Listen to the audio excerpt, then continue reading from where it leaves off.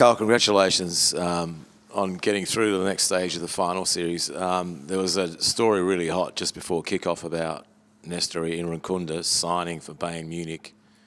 Being Sports talking about it. Is this correct? Are you going to lose him when he turns 18? There's no deal being done at this stage, yeah, so I can't really say whether we will or not, but there's a good chance that we will.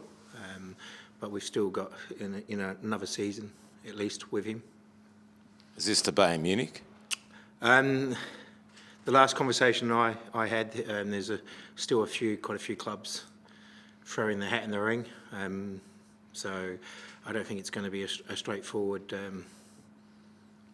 decision. I think the club will take its time before they make a decision, and I suppose Nestor has to take his time as well with his group to make sure that the next step in his career is a good one and into a place where he can keep developing. He played an important role tonight, coming off the bench. Obviously, that second goal, he was heavily involved. Gauchi, Goodwin. How important is it now, with obviously all this stuff, to keep him level-headed and preparing for the next game against the Mariners? Yeah, look, it's I'll take my hat off to him. He's been very good. That he's 17 and a lot of pressure. Not just about talk of him where he's going to go, but the pressure on him to perform every time he plays for us. The expectation, from the fans is hard. Especially on a kid like Nestor. So I think he's handled himself very well, and we will keep hoping that he stays with us as long as he can, because he's exciting. And I don't think in all my time in football in Australia I've never seen a player that has such an impact on the supporters. I've never seen, every time you see him get the ball, everyone lifts in the whole stadium. So, as I said, he's a very special player, and it's important that we make sure we do everything that is right for him. For Australian future in world football. Just on tonight's performance, Carl, what pleased you most? It seemed a pretty clinical clinical performance from where we were, but yeah, what was the aspects that stood out to you? Our discipline and focus stood out to me. The way that we kept it, the way we wanted to play. We were on the front foot. We were aggressive. We didn't give them too many opportunities to play through us. So, very pleased with that. Clean sheet too. A lot's been spoken of your defence. That must be particularly pleasing for you. It's pleasing for the boys. They work extremely hard.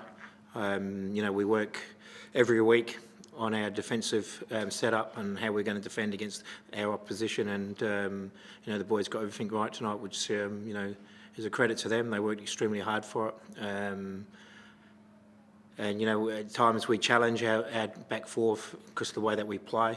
So, very happy for them. And Craig Goodwin's performance, I know you probably get sick of talking about him as an individual, but to produce again on the big stage, what's that say about not just his ability, but his character and his leadership, I guess? Yeah, look, it's, finals games are tough. They don't come around that often. And I said to the playing group, it's... always, players will, can make the names for themselves in finals. And Goody, again, tonight showed the quality that he is. He's, by far been the best player in the league all season, and he showed that again tonight. And coming into this game, you made 3 big changes to your lineup with Jovanovic, Yo and Barr out, and bringing in 3 players in Blackwood, Barnett and Ansell. What was the rationale behind these changes? Because I thought it was a better setup for ourselves. Johnny Yole, unfortunately, his back has flared up again. His stress fracture in his back, so he could be out for a long time. We're not sure yet. So that was, the reasoning for him to go out. And I think I said in this room quite a few weeks ago how much I like Jay Barnett. So when he's fit and available, I think he provides a lot for our team. So and George was very good last week for us. So it gave an opportunity for us to get some more minutes into Hiroshi as well. So yeah, very happy. And it's quite a brave call since George and Nick haven't played much football this year, and Jay's a recent addition to the club. Was that ever a thought, or ever a worry? And why did you end up, I guess, kind of taking the plunge? It's finals football. You pick the team, every week, but tonight is more on the game that you got to pick the best 11 players that you believe is going to win you the game. And that's what I thought with the selections that we made tonight. Knowing going into the game that George and Jay and Nick wouldn't be able to get through the 90 minutes, but that was well planned for before the game. And now it's looking like a matchup against the Mariners, a side that you've played twice, conceded 4 goals both times. Is there something you're considering or changing from the way you approach the games? Yeah, we're going to score more goals. Not concede? Anything worrying about conceding? No. We got to have the belief in ourselves. We've had a great season this year. You got to remember that we finished third. That's the best finish for 7 years the club has had. And we played some great football this year, so we're going to back ourselves. And the way the 2 legs work, you start off at home, but it finishes off in Gosford. Do you feel it might be an advantage, I guess, playing in front of what hopefully should be a sold-out home crowd? Look, you both play a home game, so I don't think there's any advantage now because the away goals don't count double, so there's no real advantage. So it's and there's a week between the games, so it'll be interesting to see how they go with a week off. Sometimes it can disrupt your momentum. We played tonight, so we've got some good form from tonight, so we'll go in very confident next week. Carl, you brought Nestori on, obviously, at the hour mark tonight, and we've seen him used in different sort of variations, whether it's half-time or 70 minutes, 80 minutes and whatnot. Is there a trigger that you see that you want to pull when to bring him into the game? Is that like a decisive factor for you in terms of whether it's half an hour or half-time or even 20 or 15 minutes off the bench for him?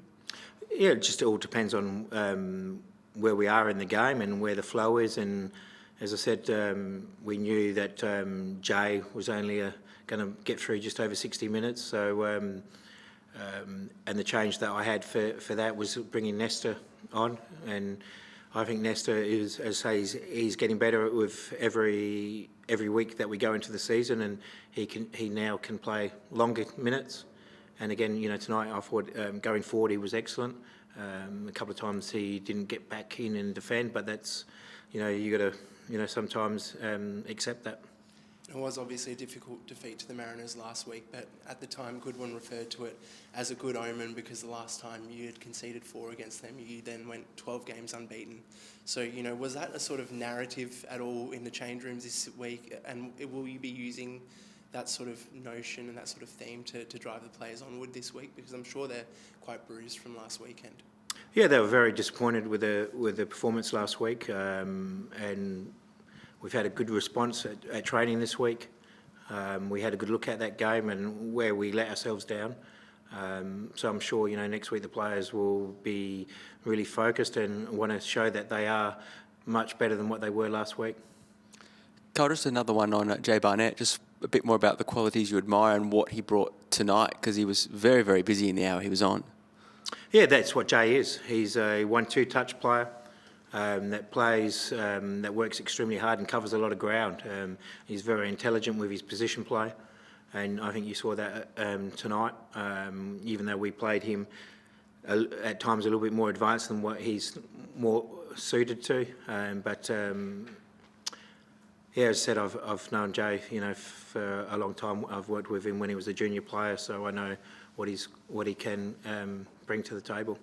And just another one on Craig Goodwin, who when most of the players are already back in the sheds, he's still making sure that every single kid's got an autograph, no matter where they are in the stands. You said, the best player in the league, but it also speaks volumes about his character as a leader, what he means to this club, I suppose, that kind of action.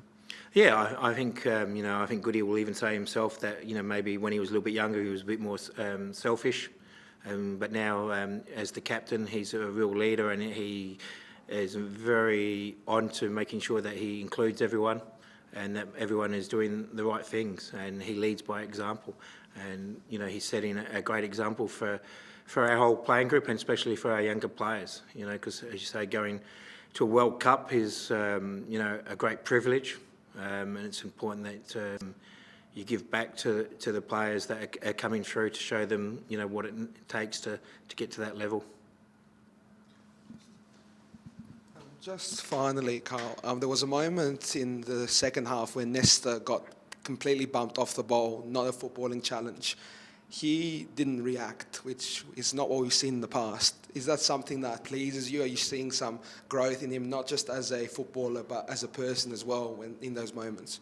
Yeah, look, it's, as I say, you learn by mistakes, and Nestor is learning. As I say, he keeps improving every week, and that's all we can ask. You know, he's becoming a lot more aware of his actions and his body language, and that's all we can do. We just got to keep working with him. It's going to take time, and yes, he will. You know, tonight he did well, and next week hopefully he does well again.